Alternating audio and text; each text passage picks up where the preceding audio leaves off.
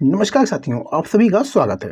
साथियों, आज की इस वीडियो का टॉपिक रहने वाला है उत्तर प्रदेश के नदी तंत्र, झीलें, सिंचाई एवं भूगर्भ जल।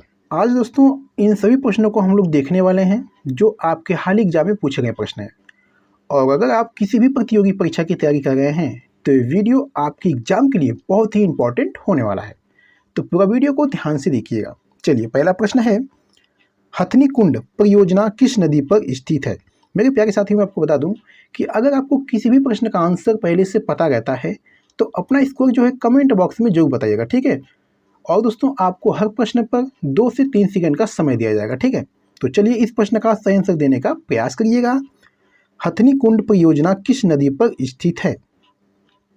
तो मेरे प्यारे साथियों, हथनी कुंड परियोजना जो है ये आपका यमुना नदी पर स्थित है, ठीक है। चलिए नेक्स्ट क्वेश्चन देखिएगा, माता टीला परियोजना किस नदी पर स्थित है? चलिए बताइए इस प्रश्न का सही आंसर क्या बनेगा। माता टीला परियोजना किस नदी पर स्थित है?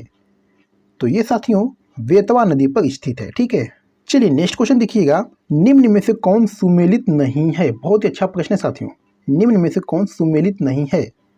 तो साथियों जो सुमेलित नहीं है ये है ऑप्शन ए, राजघाट बांध यमुना।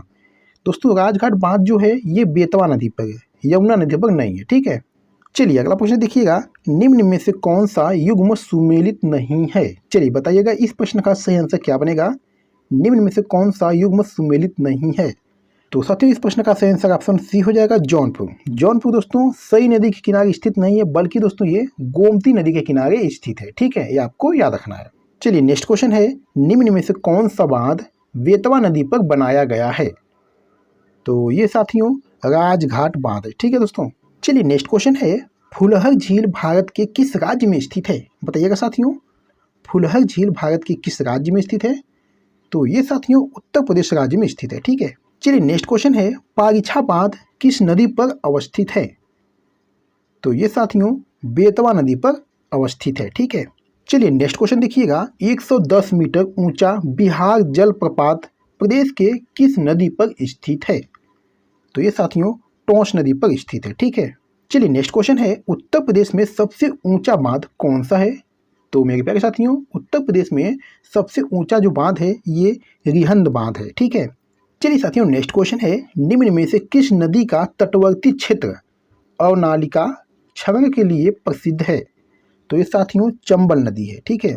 चलिए साथियों नेक्स्ट क्वेश्चन है, निम्न में से कौन सी नदी ब्रह्मघाट नामक स्थान पर कर्णाली नदी से मिलती है तथा घाघरा नदी बन जाती है? तो ये साथियों है शारदा नदी, ठीक है, ये आपको याद रखना है। चलिए नेक्स्ट क्वेश्चन है, निम्न में से किस नदी के तट पर गोरखपुर स्थित है? तो साथियों ये राप्ती नदी के तट पर स्थित है, ठीक है। चलिए नेक्स्ट क्वेश्चन देखिएगा, निम्न में से कौन सी नदी उत्तर दिशा में नहीं बहती है? तो साथियों ये गंडक नदी है, ठीक है।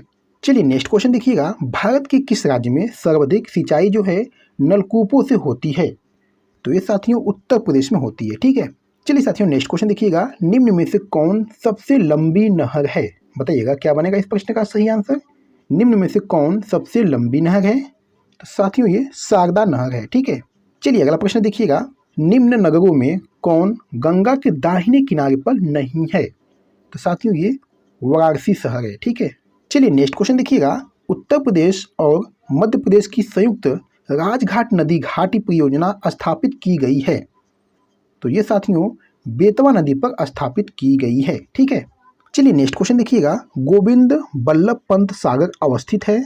तो ये साथियों गोविंद बल्लभ पंत सागर जो है ये सोनभद्र जिला में अवस्थित है, ठीक है। चलिए नेक्स्ट क्वेश्चन है, अर्जुन बांध नहर से लाभवंती जिला कौन सा है? तो साथियों ये हमीरपुर जिला है, ठीक है। चलिए नेक्स्ट क्वेश्चन देखिएगा, रानी लक्ष्मीबाई बांध अवस्थित है? तो साथियों रानी लक्ष्मीबाई बांध जो है ये बेतवा नदी पर अवस्थित है, ठीक है। चलिए नेक्स्ट क्वेश्चन है, उत्तर प्रदेश में कुल सिंचित क्षेत्र का नहर सिंचाई क्षेत्र कितने प्रतिशत है? तो ये साथियों 15.8% है, ठीक है। चलिए नेक्स्ट क्वेश्चन है, निम्न में से कौन यमुना की सहायक नदी नहीं है? तो ये साथियों कल्याणी नदी है, ठीक है। चलिए साथियों इस वीडियो का लास्ट क्वेश्चन है, केंद्र द्वारा किस नदी को राष्ट्रीय नदी घोषित किया गया? बहुत ही अच्छा प्रश्न है, केंद्र द्वारा किस नदी को राष्ट्रीय नदी घोषित किया गया?